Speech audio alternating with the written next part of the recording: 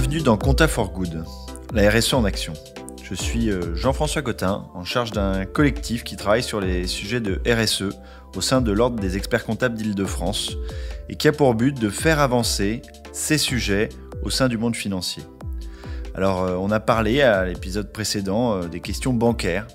Et au sein de ces sujets-là, il a été évoqué, notamment par rapport à l'investissement, l'importance de l'analyse du carbone. Alors le carbone, c'est un élément qui est devenu central, mais c'est aussi l'origine de la vie et c'est présent sur toute la Terre. Alors on parle aujourd'hui de la question de la communication carbone, de comment construire un bilan et de l'impact sur le carbone pour les dirigeants. Toutes ces questions-là, elles sont importantes. Et pour essayer de répondre à comment mesurer son impact carbone, j'ai la chance d'accueillir avec moi aujourd'hui Nicolas Davout, qui est directeur financier et RSE au sein de Procter & Gamble. Bonjour Nicolas. Bonjour Jean-François, bonjour à tous. Et donc Jean-Baptiste Contasso, qui est fondateur d'un cabinet de conseil en climat et RSE, ancien expert comptable. Et donc vous êtes tous les deux membres du comité RSE qu'on essaye d'animer ensemble. Donc bonjour Jean-Baptiste. Bonjour Jean-François. Ravi de t'avoir avec nous. Alors Jean-Baptiste, toi tu es un des spécialistes du sujet. On parle beaucoup de bilan carbone. Mais alors concrètement, en quoi ça consiste de faire son bilan carbone et pourquoi pour toi c'est important puisque tu en as fait ton métier? Merci, vaste sujet. Alors le bilan carbone déjà c'est comme le frigo. C'est un mot qui est tombé dans le code générique. En fait, on va compter les émissions de gaz à effet de serre. Mais c'est une marque qui est déposée par l'association Bilan Carbone. Il existe depuis quand même bientôt 10 ans. Il faut remonter, pas à l'Antiquité, mais en 2006, pour avoir des vraies méthodologies de comptabilisation des émissions de gaz à effet de serre. Avec la norme ISO 14064 que je vous invite à lire, mais c'est vraiment le plan comptable. C'est pas une norme ISO certifiante, c'est le plan comptable. Comment on compte les émissions? Alors, Alors du coup, c'est 2006 les premiers bilans carbone? Alors oui, c'est ça. En France, on va dire 2005, on a LVMH, la ville de Paris, TF1, qui sont des pionniers qui ont testé cette méthode-là. C'est une méthode qu'on doit à un certain Jean-Marc Jancovici, qui a créé ça et qui a été récupéré par l'ADEME, l'Agence de l'environnement et de l'écologie française. Et donc la France a participé au niveau international à l'AFNOR, à la rédaction du plan comptable international, cette fameuse ISO 14064. D'accord, donc les Français sont un peu pionniers. Oui. Ça fait toujours plaisir. Ouais, exactement. Mais donc la norme IFRS, si vous voulez, des émissions de gaz à effet de serre, c'est ISO 14064. D'accord. Donc avant d'expliquer comment ça fonctionne, on est vraiment dans le sujet RSE, environnement et impact sur le changement climatique. C'est ça qu'on va mesurer avec un bilan carbone. C'est l'augmentation de la concentration en émissions de gaz à effet de serre liées à une activité. C'est ça qu'on cherche à savoir. Quelle est la contribution de votre activité à l'effet de serre? Et donc, quand on brûle, si je te prends un exemple, c'est un impact mondial. On est sur le changement climatique, c'est pas de la pollution locale comme l'eau ou la pollution de l'air. Quand tu brûles du gaz naturel et on alimente ta gazinière, l'impact, il est mondial et on va avoir des répercussions en tempête, en inondation, etc. Donc ici, vraiment, on est dans un instrument de mesure pour savoir quelle est la contribution d'une activité sur le changement climatique. Et évidemment, alors, il faudra faire un autre podcast sur qu'est-ce que c'est le changement climatique, mais donc là, on va se recentrer sur la méthodologie, mais c'est clairement prouvé scientifiquement que les émissions de gaz à effet de serre génèrent le changement climatique. Oui, c'est tout l'objet notamment des rapports du GIEC qui montrent clairement qu'aujourd'hui, le lien, il est certain. Donc l'intérêt qu'on a aujourd'hui, c'est de mesurer son bilan entité par entité. Alors, comment on fait? Trois questions. En 3 questions, on va gérer le sujet. Déjà, la première question, c'est le périmètre. Qu'est-ce qu'on compte? Le périmètre organisationnel, déjà, c'est est-ce que je prends en compte mes filiales, je prends mon groupe, mes usines, tout mon réseau de distribution, et donc on se pose ces premières questions, puisque là, on est relativement libre de compter, d'exclure. Il faut faire attention quand on réalise des publications aux petits astérix, parce que la filiale de tel pays n'est pas incluse, parce qu'il n'y avait pas de données. Donc, première étape, le périmètre. Deuxième étape, le périmètre opérationnel, qu'est-ce qu'on compte comme émission? On va avoir la consommation d'énergie, les déplacements des personnes, le traitement des déchets, l'empreinte carbone des achats de tes fournisseurs, etc. Et donc ici, il faut qu'on détermine son périmètre. Tout ça est expliqué dans cette fameuse norme ISO 14064. D'accord. La vraie méthode, le cœur du réacteur, c'est simple, c'est niveau, je dirais, CO1 ou CO2, addition et multiplication. Donc on va prendre des données d'activité, des kilowattheures consommés par votre usine ou par votre bureau, et on va le multiplier par un facteur d'émission. C'est un coefficient d'émission de gaz à effet de serre. Et donc là, on a des bases de données. On va regarder sur l'électricité française combien 1 kWh consommé génère d'émissions de gaz à effet de serre ou de CO2. À l'heure actuelle, en France, en moyenne, on est autour de 40 grammes de CO2 par kilowattheure. En Allemagne, par exemple, si tu fais la même chose en Allemagne, c'est 10 fois plus, quoi. C'est plutôt 400 grammes de CO2 par kilowattheure. D'accord. Et une fois que tu as fait toutes tes multiplications, tu fais ça sur l'énergie, le déplacement des personnes, ta flotte de véhicules, si tu en as, tu comptes les litres de carburant, et puis tu les multiplies par ce facteur d'émission du gazole ou de l'essence, etc. Et à la fin, tu as ton bilan carbone, tu as un total d'émissions de gaz à effet de serre qu'il va falloir qui correspond à la contribution de ton activité à l'effet de serre. C'est tout ce que je dépense. Finalement, si je compare à mon compte de résultat, je fais la somme de toutes mes dépenses, je les convertis dans une formule qui me donne du carbone et ça me donne mon total. Alors, moi, j'ai une question, ça fait que des plus. Est-ce qu'il existe des moins? Oui, alors il existe des moins, mais que... Parce qu'on voit des entreprises qui nous parlent de neutralité carbone en achetant des forêts. Ça marche, ça? Oui, alors on y reviendra tout à l'heure si tu veux sur la neutralité. Les seules émissions qu'on peut soustraire, c'est quand tu enlèves le gaz à effet de serre de l'atmosphère. D'accord ? Logique. Donc ça veut dire que tu prends du CO2 et tu le stockes dans quelque chose. L'exemple le plus simple, c'est le bois. Puisque le bois n'est en fait que du carbone, d'accord ? Carbone solide, CO2 gazeux. Et donc on va le piéger et il a plus son effet de serre, son pouvoir de réchauffement global sur la Terre, sur l'atmosphère. D'accord. Donc il est piégé. Donc je peux avoir quelques moins.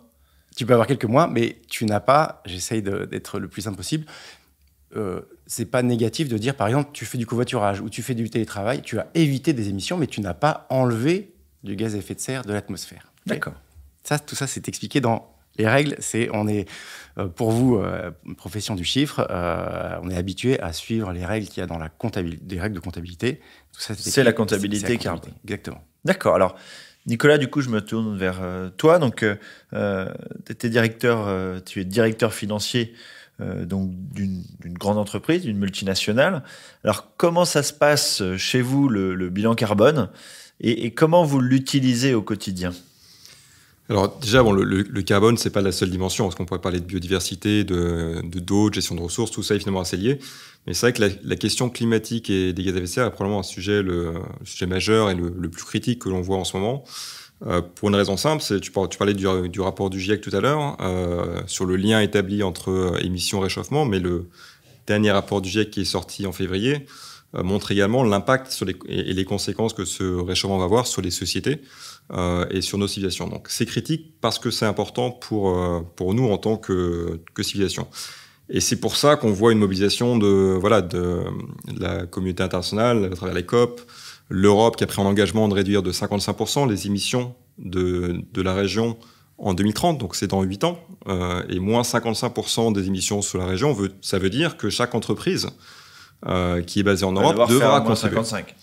On va faire 55, certains secteurs devront contribuer plus que d'autres, ainsi de suite, mais ça veut dire que ça va avoir un impact concret sur la direction que les entreprises devront prendre. Ça paraît réaliste ? En tout cas, c'est ce dont on a besoin. Donc après, réaliste, c'est évidemment l'action que chacun d'entre nous pouvons prendre qui va faire en sorte qu'on puisse faire de ces objectifs une réalité.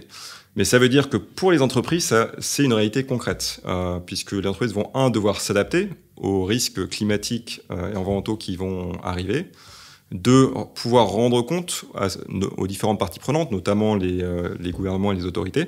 Pour dire ce qu'ils ont fait. Pour dire ce qu'on fait, montrer qu'on est dans la direction qui est prise au niveau international.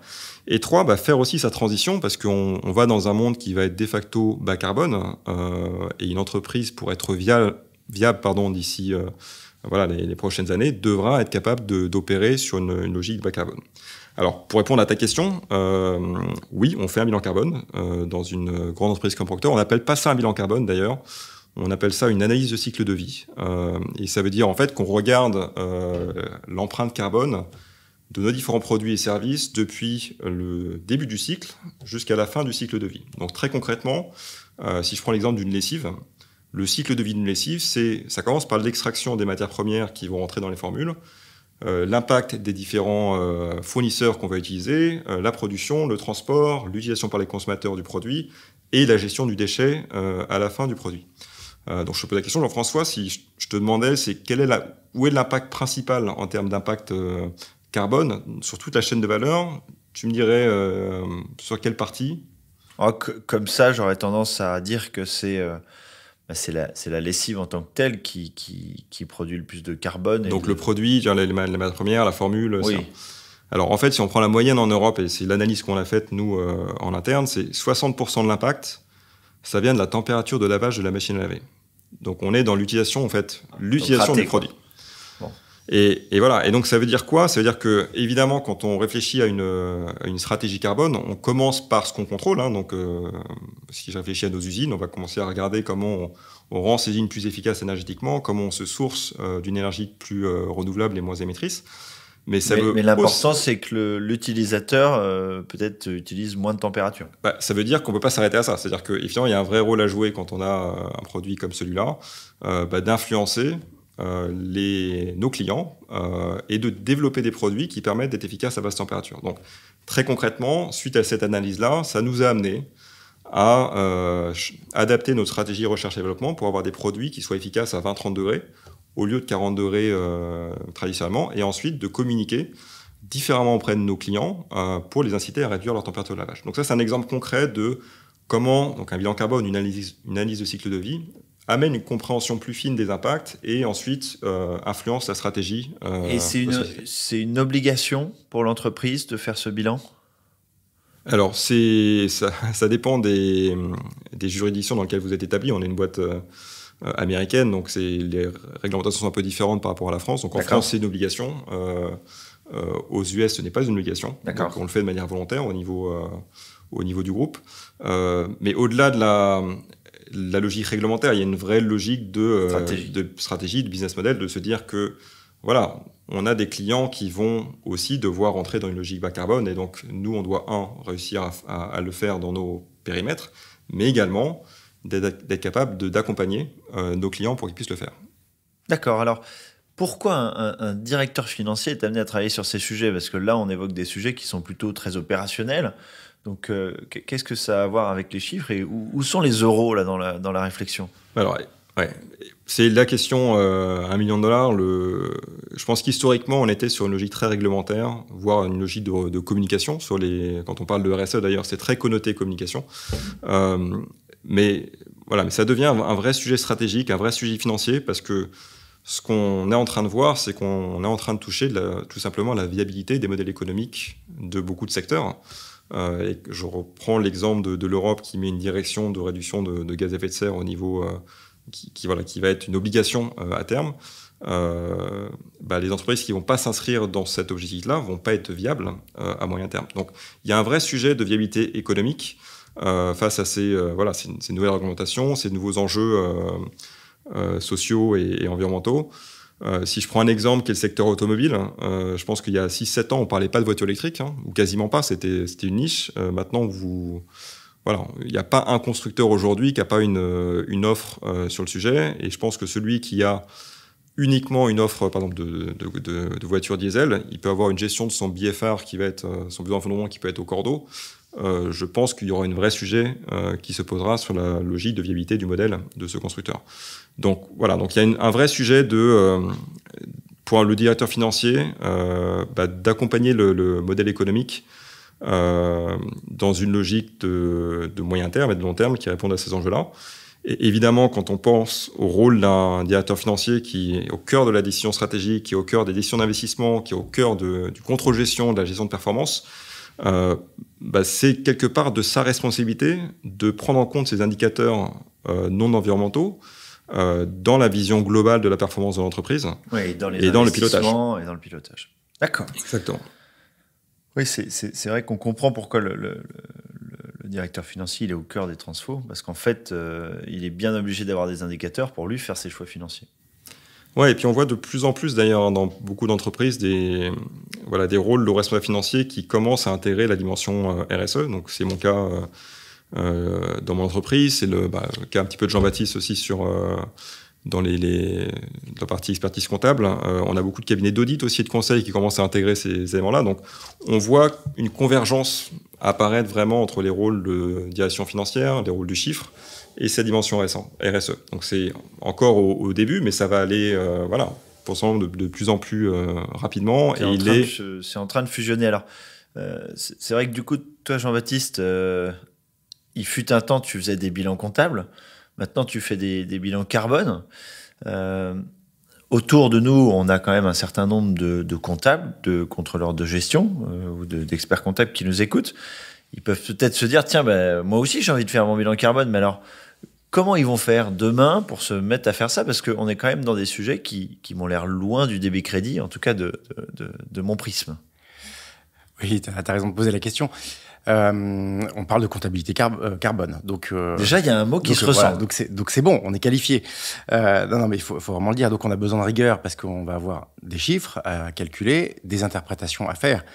Et il y a le respect des méthodes. Et quand on va suivre la performance, on va avoir des sujets identiques à ceux qu'on a habituellement avec des euros, c'est-à-dire la permanence des méthodes, le changement des périmètres, etc. Et donc, on est déjà qualifié intellectuellement et de formation pour interpréter, faire des bilans carbone. Donc, il faut juste changer d'unité de compte, en fait. Et oui, presque. Alors après, évidemment, il faudra se former. C'est quand même des méthodologies. Il y a une chose que je répéterai peut-être tout à l'heure, c'est que on est en ordre de grandeur. Attention, on mesure l'impact, si tu veux, la température moyenne de la Terre, parce qu'on parle de réchauffement climatique, elle est calculée, elle n'est pas mesurée. C'est pas la température qui fait dehors maintenant à une heure précise à un lieu donné. Là, on mesure l'impact qu'on a sur la température moyenne de la Terre. Donc, et la température moyenne de la Terre est calculée, donc ton bilan carbone, il est calculé. Donc, un bilan carbone, tous les chiffres que vous voyez, ils sont forcément à 10% ou 20% près. D'accord ? On a une marge d'incertitude.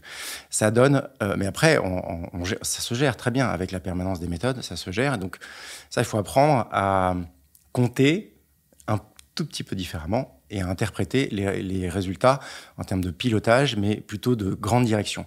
Je rejoins je rajoute un tout petit peu sur ce que disait Nicolas tout à l'heure. Le directeur financier, là, il est poussé en mode un peu business plan, parce que on est plutôt investissement et vision à moyen terme. Parce que le réchauffement climatique, on a des engagements France à 2050, les entreprises s'engagent sur 10 ans, et donc c'est dans ce rôle-là, on va avoir la mesure. Le premier rôle de l'expert comptable, c'est ça. Le deuxième, dans lequel il va pouvoir se retrouver, c'est plutôt son rôle également traditionnel, donc il connaît très bien, c'est le devoir de conseil. Donc ça, je pense que ça parle à beaucoup d'auditeurs. Éclairer les prises de décision, monter des dossiers de financement, et ça va être en lien avec la transition énergétique. On va économiser des euros, faire plus de performance financière, mais tout en baissant les émissions de gaz à effet de serre. On va se poser des questions d'engagement de R&D. On a parlé de R&D tout à l'heure. Et donc ici, l'expert comptable, il est déjà, avec son client, il est déjà au cœur de ces sujets-là. Et il va juste introduire la mesure du carbone pour dire, attention, voilà, on a peut-être un coup à jouer, où ce projet-là, qui économiquement n'était pas terrible, devient très intéressant parce qu'à une vision 5 à 10 ans, avec l'empreinte carbone et les objectifs qu'on va se fixer, il devient quasiment essentiel de le faire. D'accord, alors... Peut-être troisième rôle, ouais. Peut-être troisième rôle, un peu plus, parce que là, en gros, j'ai dit, vous êtes qualifié, allez-y, formez-vous, expérimentez. Le troisième rôle, c'est de passer un petit peu en mode conseil RSE comme ce que je fais, où là, il y a peut-être un changement un tout petit peu plus... Il faut le sentir, il faut avoir une force de conviction, il faut se forger sa force de conviction sur son engagement climat pour pouvoir accompagner ses clients dans ces démarches-là. Oui, donc avec il y a beaucoup le de pédagogie. Le changement interne et la pédagogie, mais il y a aussi les chiffres qui permettent quand même de justifier pourquoi changer. Alors du coup, comment on s'y met et Nicolas, comment chez toi, au sein de ton équipe, tu as lancé ce mouvement. Comment on se lance dans un bilan carbone et comment on se met à mettre en place ces indicateurs et à les suivre? Pour rejoindre un peu ce que disait Jean-Baptiste, je pense que la première chose, avant de penser à changer les choses, c'est de se former. Parce que voilà, les enjeux sont un peu complexes. Il faut les comprendre, il faut passer un petit peu de temps pour les pénétrer, il faut comprendre ce que c'est qu'un gaz à effet de serre, quelles sont les différentes manières de compter ces émissions-là, quelles sont les réglementations, de quoi on parle quand on parle de prix de carbone. Donc il y a tout un contexte qu'il faut maîtriser, qui est assez technique, et c'est important de savoir de quoi on parle, d'avoir le bon langage, comme en comptabilité ou en finance, avoir les bons termes et la bonne compréhension du sujet, et peut-être la première chose à faire. Ensuite, on parlait de l'étape de bilan carbone, donc cette étape de diagnostic qui est importante. Et le parallèle que je ferais, c'est quelque part une sorte de comptabilité analytique de l'entreprise sur ses impacts environnementaux. Donc ça, il faut à la fois faire et à la fois faire faire. Il faut faire ou faire faire en fonction de l'entreprise, du secteur d'activité, etc. Mais c'est important pour vraiment comprendre quels sont les impacts, les dépendances, les risques et les opportunités. C'est un peu le point de départ. Donc peut-être la deuxième étape, une fois qu'on est formé, c'est vraiment de faire ce diagnostic, cette analyse, en se faisant aider évidemment potentiellement par des entreprises qui sont un peu spécialisées sur le sujet. Je me forme, ensuite... Je fais le diagnostic. Je fais le diag. Voilà. Et après, la phase du diagnostic... Je me permets juste, le diagnostic, il faut prendre un temps de digestion de ce diagnostic parce que on va récupérer des informations, comme je l'ai expliqué tout à l'heure, qu'on n'a pas l'habitude de récupérer. On va aller demander quels sont les tonnages de déchets et quelle est la part de recyclé. Et d'où viennent les matières premières. Si tu es dans l'édition, on va aller chercher les tonnages de papier et limite savoir de quelle forêt ils viennent, le bois de quelle forêt ils viennent. Donc c'est des informations qu'on n'a pas l'habitude d'avoir. Et donc quand on a le résultat en émissions de gaz à effet de serre, il faut un petit temps de digestion et d'interprétation. Donc je te laisse continuer sur la phase d'après-diagnostic, mais elle est pas négligeable et la profession doit s'outiller pour bien interpréter ces résultats. Voilà, et la phase du diagnostic est complètement liée à la phase de formation, puisqu'on va faire un diagnostic différent en fonction de la compréhension des enjeux. Ce ne sera pas la même phase de diagnostic si on est dans le secteur bancaire, puisqu'on va potentiellement plus s'attacher aux investissements que l'entreprise fait par rapport à une entreprise qui est dans l'automobile. Donc, il y a vraiment un lien entre la compréhension des enjeux et ensuite comment la phase diagnostique doit être faite. Mais surtout, pour moi, le message principal, c'est qu'il ne faut surtout pas s'arrêter à cette phase de diagnostic et pas se dire, voilà, une fois que j'ai fait un bilan carbone, une analyse de cycle de vie, je m'arrête là. Donc le vrai enjeu, finalement, qui est la troisième étape, et c'est quelque part la plus importante, c'est la phase d'action. Et dans la phase d'action, il y a peut-être plusieurs sous-phases. La première, c'est se définir un objectif. Donc on sait qu'il y a des objectifs au niveau international qui ont été pris. Au niveau de l'Europe, je mentionne les 55% de réduction pour 2030. Quel objectif on se donne dans une entreprise en termes de réduction de gaz à effet de serre? Quel pourcentage? Les choix stratégiques qui vont nous permettre d'atteindre cet objectif, tout en créant de la valeur financière en parallèle. On s'est mis des objectifs. Est-ce qu'année après année, on est capable de suivre l'évolution de nos résultats, comme on le fait sur des résultats financiers? On a des objectifs, on suit chaque année, chaque trimestre, comment les chiffres viennent par rapport à ça. On fait la même chose sur la partie carbone. Donc voilà, une phase de formation, une phase de diagnostic, une phase d'action, et dans la phase d'action, une logique de mettre en place un objectif, les stratégies, et ensuite une capacité de monitorer et de suivre les résultats. D'accord, donc si je résume, en fait, faire un bilan carbone, c'est finalement mesurer son impact, et puis rentrer dans une démarche un peu nouvelle, avec une autre unité de mesure, pour aller dans une direction qui est justement de mesurer son empreinte, en anticipant des contraintes peut-être fiscales qui viendront un jour plus intensément qu'elles le sont aujourd'hui, ou peut-être tout simplement sociétales, puisqu'on voit très bien qu'aujourd'hui on a tous envie d'acheter quelque chose qui est bon pour notre planète, en tout cas plus qu'avant. Alors avant de conclure, Jean-Baptiste, tu as évoqué la question de la neutralité carbone.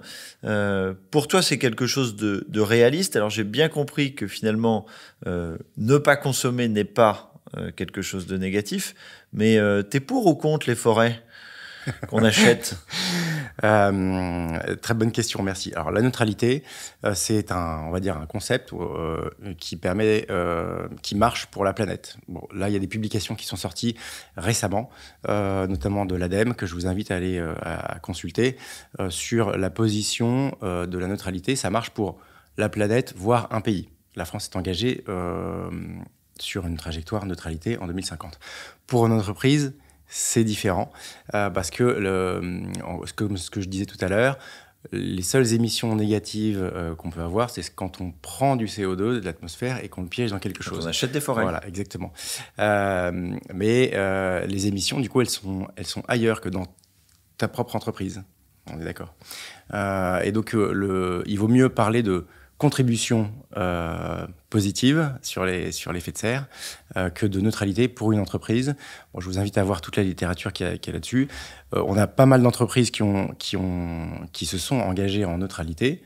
Dans la neutralité, il y a quelques années, elles y sont revenues et maintenant, depuis un an, on va dire depuis même quelques mois, on a des référentiels méthodologiques pour adresser le sujet trajectoire neutralité carbone. Donc, ce qui revient à la conclusion pour une entreprise, en fait, d'être aligné sur la trajectoire des accords de Paris qui est de limiter le réchauffement climatique à 2 degrés, voire tendre vers 1,5 degré. Donc, pour une entreprise... Prudence sur la neutralité, et voilà. On ira voir auprès de l'ADEME si on veut en savoir. Exactement. Voilà. Soyez alignés avec les accords de Paris.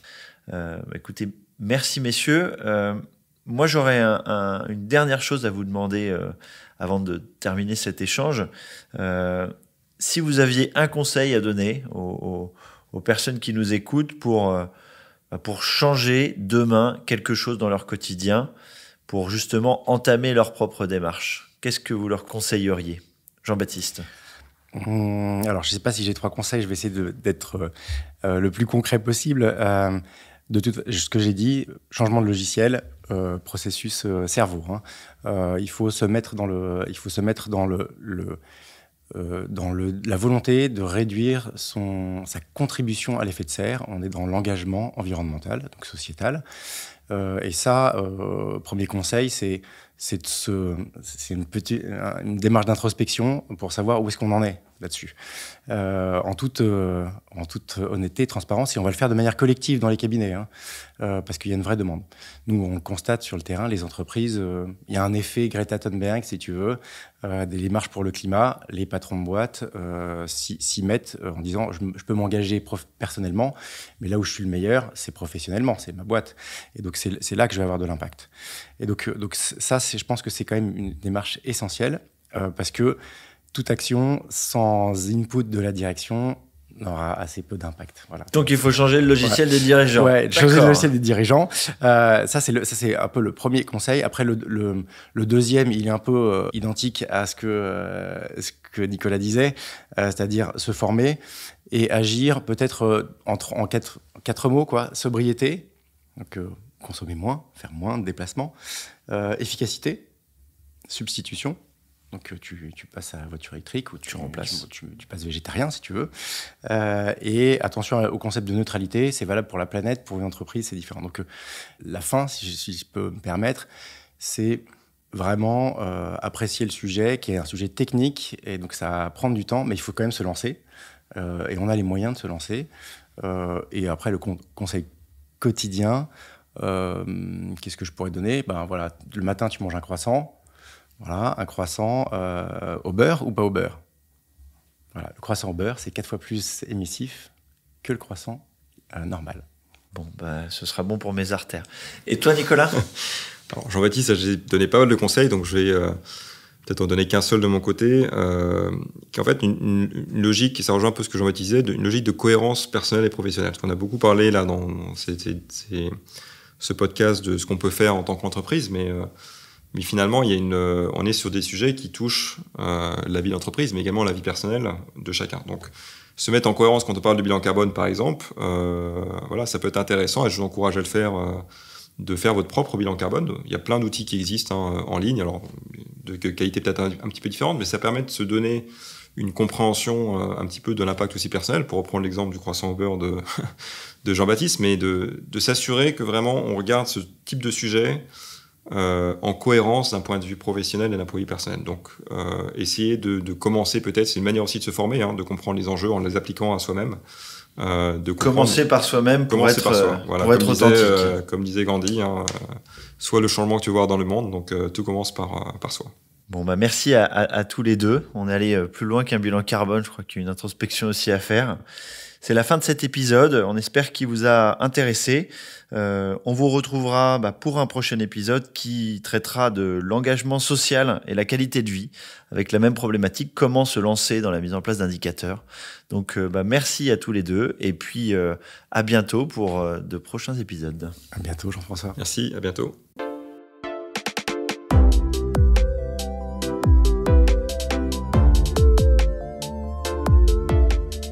Merci pour votre écoute. Je suis heureux d'avoir passé ce temps avec vous. Cet épisode vous a plu? N'hésitez pas à le partager sur vos réseaux sociaux ainsi qu'à vos proches. Faisons grandir ensemble la communauté des acteurs engagés. Vous pouvez retrouver tous nos épisodes sur vos plateformes préférées ainsi que sur le site de l'Ordre des experts comptables, oec-paris.fr. Un grand merci de m'avoir écouté.